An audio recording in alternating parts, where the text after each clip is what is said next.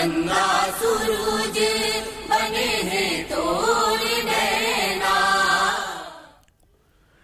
पूरे देश में विश्व में आदिवासी दिवस आज मनाया गया है और इस मौके पर छत्तीसगढ़ के सीएम भूपेश बघेल ने छत्तीसगढ़ के आदिवासी समुदाय को बधाई दी। उन्होंने एक वीडियो जारी करते हुए कहा है कि राज्य के लोग सौभाग्यशाली हैं क्योंकि यहाँ का आदिवासी समुदाय काफी समृद्ध है और इसकी खुद की भाषा है, संस्कृति है। रायपुर ही में कार्यक्रम का जो आयोजन किया गया जिसके जरिए सीएम भूपेश बघेल ने कई और सौगातें भी दी।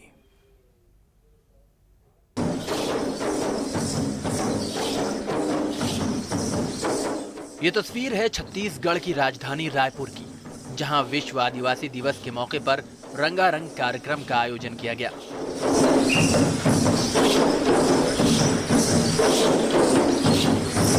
इस कार्यक्रम में सीएम भूपेश बघेल समेत प्रदेश सरकार में मंत्री अमरजीत भगत, मंत्री कवासी लखमा, मंत्री रविंद्र चौबे समेत कई विधायक शामिल हुए।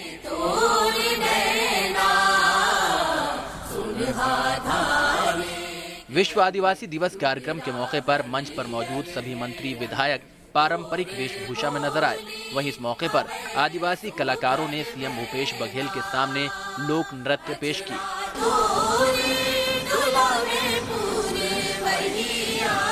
सीएम भूपेश बघेल ने नवा रायपुर के पुरखौती मुक्तांगन में 25 करोड़ 66 लाख रुपए की लागत से बनने वाले शहीद वीर नारायण सिंह स्मारक और संग्रहालय का वीडियो कॉन्फ्रेंसिंग के जरिए ई शिलान्यास किया। साथ ही आदिवासी समाज को बधाई दी और प्रदेश की जनता को कई परियोजनाओं की सौगात दी। वन वृक्ष प्रबंधन का अधिकार समूह को प्रदान किया जाएगा, जिसे वन क्षेत्र में वृक्षों के वनोपज संग्रहण कर आर्थिक लाभ लिया जा सकेगा। वनोपज खरीदी की व्यवस्था समूह के माध्यम से की जाएगी, जिसे वनोपज का सही मूल्य मिल सके।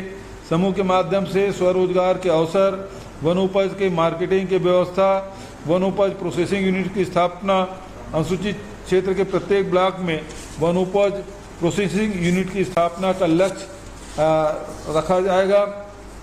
इस अवसर पर इंदिरा वन मितान योजना की भी मैं घोषणा करता हूँ। इतना ही नहीं, सीएम भूपेश बघेल ने नए जिले गौरेला, पेंड्रा, मरवाही के लोगों से भी चर्चा की।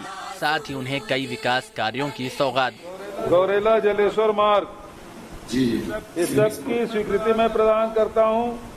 साथ ही इंग्लिश मीडियम के 2 स्कूल आपके यहाँ खुलेंगे। इंग्लिश मीडियम के 2 स्कूल। पेंड्रा बाईपास सड़क मार्ग है, वो भी प्रारंभ हम लोग करेंगे। और ये जो नगर पंचायत की मांग कर रहे हैं, क्यों गुप्ता जी कर दें? तो मरवाही नगर पंचायत में घोषणा करता हूँ। छत्तीसगढ़ में आदिवासी समुदाय की कुल जनसंख्या करीब 32% है। अब ऐसे में प्रदेश में भूपेश सरकार आदिवासियों का संपूर्ण विकास हो सके, इसके लिए राज्य के दूर दराज इलाकों पर ज्यादा फोकस कर रही है। रायपुर से आदित्य नामदेव के साथ टीम न्यूज स्टेट। तो आज आदिवासी दिवस मनाया जा रहा है। अब ऐसे में हम आपको बताते हैं कि कैसे आधुनिकता के इस दौर में भी बस्तर के आदिवासी अंचलों में आज भी पारंपरिक कलाएं और इसके जरिए लोग अपने अतीत से जुड़े रहने की कोशिश करते रहते हैं। बस्तर का टिकोरा आर्ट आज पूरी दुनिया में अपनी अलग पहचान बनाए हुए है। वहीं झिटकू मिटकी की प्रेम कहानी आज भी यहाँ की फिजाओं में गूंजती रहती है। शिल्प कलाओं के लिए जाना जाने वाला कोंडागांव अगर खुद में भारत की विरासत को संजोए हुए है, तो बस्तर की पहचान बन चुका है डोकरा आर्ट।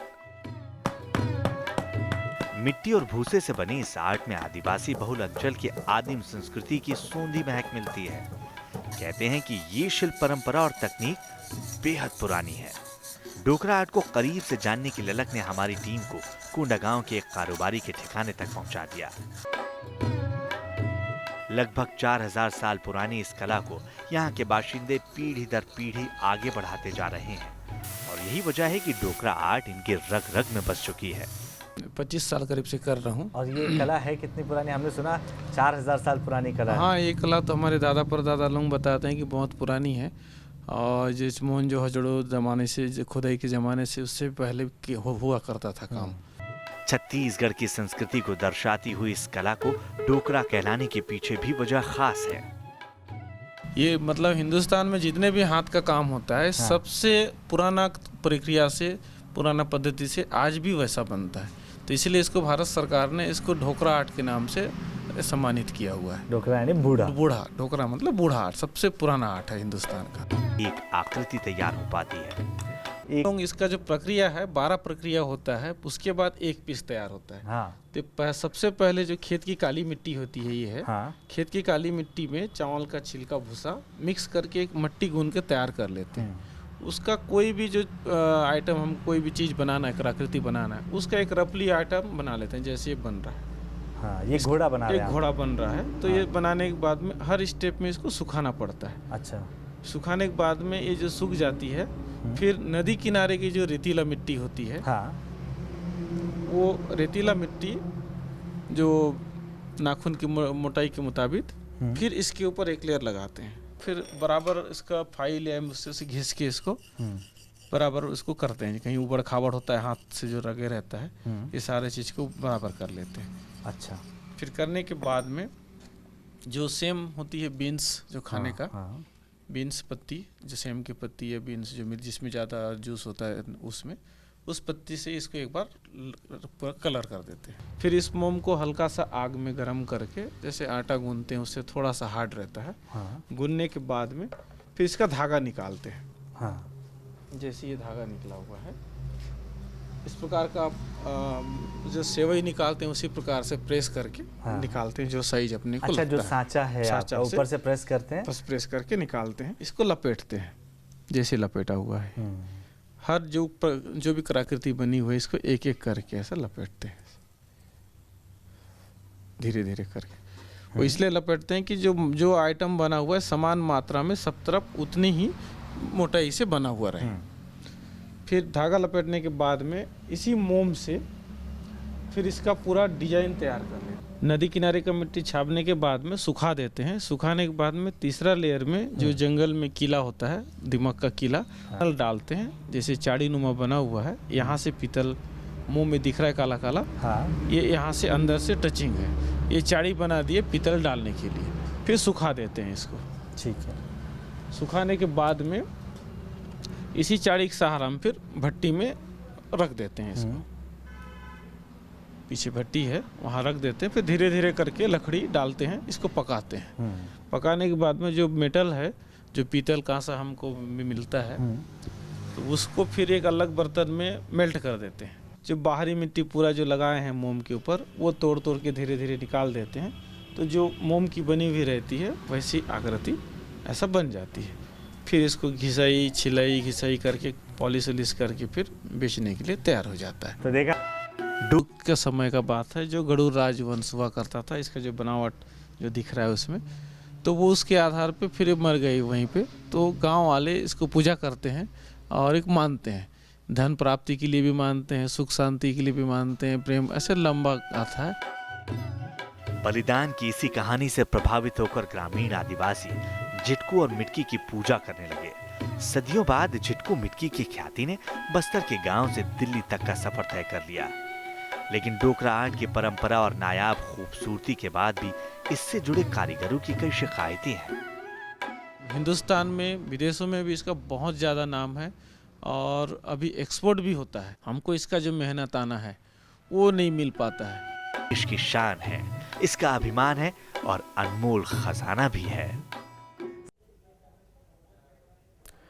बस्तर के आदिवासी अंचल में आज भी मिट्टी से बने हुए बर्तन और मूर्तियां अपनी खास पहचान रखती हैं, जिसे यहाँ के आदिवासी कड़ी मेहनत से तैयार करते हैं। सरकार भी इनकी इस प्रतिभा को सलाम करती है, उन्हें पुरस्कृत कर चुकी है। हालांकि यहाँ के आदिवासी कलाकारों की आर्थिक स्थिति कोई खास बदली नहीं है। वो आज भी यहाँ गरीबी के बीच अपनी परंपराओं से जुड़े रहने की कोशिश में जुटे हैं।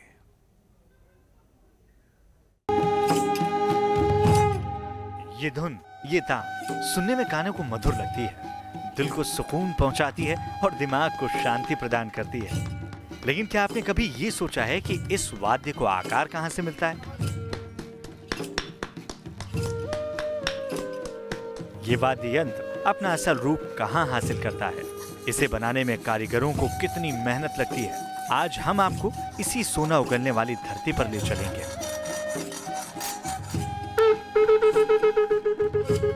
मुकम्मल कर रही है। छत्तीसगढ़ की राजधानी रायपुर से 290 किलोमीटर दूर है जगदलपुर। पहली नजर में जगदलपुर से वाबस्ता होने पर यहाँ 3 तरह की शिल्पकलाएं देखने को मिलती हैं। सबसे पहले डोकरा आर्ट, जिसे बस्तर में बेल मेटल आर्ट के नाम से भी जाना जाता है। दूसरी मिट्टी से उकेरी जाने वाली आकृतियां, और तीसरी काष्ठ शिल्प, जिन्हें लकड़ी पर उकेरा जाता है। जगदलपुर की जमीन पर न सिर्फ इन कलाओं का संगम दिखता है, बल्कि इन कलाओं से जुड़ी मान्यताओं का भी पता चलता है। इसके साथ ही रूबरू होने का मौका मिलता है उन कारीगरों की रोजमर्रा की जिंदगी से भी, जिनकी मेहनत यहाँ कामयाबी की नई दास्तान लिख रही है। जैसे जैसे न्यूज स्टेट की गाड़ी के पहिए जगदलपुर के अलग अलग इलाकों में बढ़ रहे थे, हमारे सामने नए झरोखे खुलते जा रहे थे। करीब 213 किलोमीटर की दूरी हम तय कर चुके थे, लेकिन इसी बीच हमें कोंडागांव के बारे में पता चला, जहां मिट्टी से बनने वाली कलाकृतियां दुनिया भर में मशहूर हैं। छत्तीसगढ़ अपनी समृद्ध संस्कृति के साथ साथ शिल्पकला के लिए भी मशहूर होता जा रहा है। राज्य के राजस्व में हिस्सेदारी के योगदान के अलावा अपने कारीगरों की वजह से भी छत्तीसगढ़ की एक अलग पहचान दुनिया भर में बन चुकी है। मिट्टी को कारीगर कैसे आकार देते हैं, ये जानना भी उतना ही दिलचस्प है। कुम्हारों के लिए कच्चे माल का स्रोत इंद्रावती नदी है। नदी के ऊपरी भाग की मिट्टी का इस्तेमाल बर्तन बनाने वाले चाक को तैयार करने में किया जाता है। कुम्हारपारा में लंबे अरसे से मिट्टी से तरह तरह की चीजें बनती आ रही हैं। धीमी आंच पर कई घंटों तक पकाने के बाद इन आकृतियों में मजबूती आती है, तो नदी की गहराई से लाई गई मिट्टी का घोल चढ़ाने से इन आकृतियों में गेरुआ रंग आ जाता है। सुंदर सुंदर मटके, हंडिया और दिए सबको खूब लुभाते हैं, तभी तो दूसरे राज्यों से आने वाले लोगों की पहली पसंद ये बन जाते हैं। टोटल बिजनेस जो है आपका टूरिस्ट बिजनेस है। लोकल मार्केट भी है, लेकिन आपके आस पड़ोस के जो राज्य से आते हैं वहाँ के टूरिस्ट से ज़्यादा अच्छा बिजनेस होता है। मिट्टी का महत्व, मिट्टी से जुड़ाव और मिट्टी की अहमियत, ये सब इन कलाकारों से बेहतर शायद कोई और न जानता हो। यहाँ तक कि इन कारीगरों की बनाई गई चीजों की मांग देश विदेश में बढ़ गई है, लेकिन अफसोस इससे कारीगरों की जिंदगी में कोई बड़ा बदलाव नहीं हो पाया है। कारीगरों की कुशलता को देखते हुए राज्य सरकार इन्हें पुरस्कृत भी कर चुकी है, लेकिन अब भी इन्हें देश भर में अपने काम को पहचान मिलने की आस है। मैंने सुना छत्तीसगढ़ सरकार की तरफ से आप लोगों को इस काम के लिए अवार्ड भी मिला। जी, कौन सा अवार्ड था? ये छत्तीसगढ़ राज्य स्तरीय पुरस्कार है। हाँ। शिल्प ये में हाँ। मेरे को 93 नहीं 2-3-4 में मिला है। अच्छा जी। कई पीढ़ियों से कारीगर इस काम को करते आ रहे हैं, लेकिन ज्यादा मेहनत और कम मुनाफे का धंधा बन चुके इस काम में इन्हें अपनी आने वाली पीढ़ी का आना अब मुश्किल लगता है। बच्चे वो अभी इसमें रिझने के लिए तैयार नहीं है, क्योंकि हमेशा मिट्टी से सना रहना पड़ता है और काफ़ी मतलब इसमें दिखता है कारोबार बहुत काम करते हैं, लेकिन जितना फ़ायदा होना चाहिए उतना नहीं हो पाता। लेकिन अगर ऐसे ही इन कलाकारों को अपनी मेहनत के मुताबिक कमाई नहीं मिली, तो वो दिन दूर नहीं जब इनके बच्चे इस हस्तशिल्प की दुर्लभ कला से दूरी बनाते चले जाएंगे और धीरे धीरे इस सोच के साथ छत्तीसगढ़ की पहचान बन चुकी हस्तशिल्प कला अपना अस्तित्व खो बैठेगी। लिहाजा इन कारीगरों को बढ़ावा देने के साथ साथ इनके हुनर को पहचान कर उन्हें मुनाफा दिलाने की ओर भी सरकार को ध्यान देने की जरूरत है, क्योंकि आधुनिक जीवन शैली में अगर बस्तर लोगों का मिट्टी से जुड़ाव पैदा कर रहा है तो ये बात अनोखी है और ये काबिल तारीफ भी है, क्योंकि कुदरत का सही इस्तेमाल सीख लेना अपने में बहुत बड़ा हुनर है, चाहे वो मिट्टी हो या लकड़ी। लगन ही है जो छीनी और हथौड़ी की धार से इतनी सुंदर आकृतियां उकेरने में मदद करती है। काष्ठ कला में मुख्य रूप से लकड़ी के फर्नीचर्स में बस्तर की संस्कृति, त्योहारों और जीव जंतुओं के साथ साथ देवी देवताओं की मूर्तियों और साज सज्जा की झलक मिलती है। लंबी मेहनत के बाद तैयार होने वाले हस्तशिल्प के ऐसे नमूनों को देखकर आंखों को एक सुकून सा मिलता है। तो ये सुनकर संतोष होता है कि अब इन्हें देश ही नहीं बल्कि विदेश में भी धीरे धीरे ही सही पहचान तो मिल ही रही है। जैसे यहाँ के जो कारीगर हैं, जिनके पास जो मतलब हस्तशिल्प बोर्ड से मतलब वो जिनका वो है संपर्क है, वो एग्जीबिशन के थ्रू अपना सामान बाहर भेजते हैं। तो ये थी विश्व आदिवासी दिवस पर छत्तीसगढ़ की मिट्टी से हमारी खास पेशकश। फिलहाल के लिए बस इतना ही। बाकी खबरों के लिए आप देखते रहिए न्यूज़ स्टेट मध्य प्रदेश छत्तीसगढ़। चंदा सूरज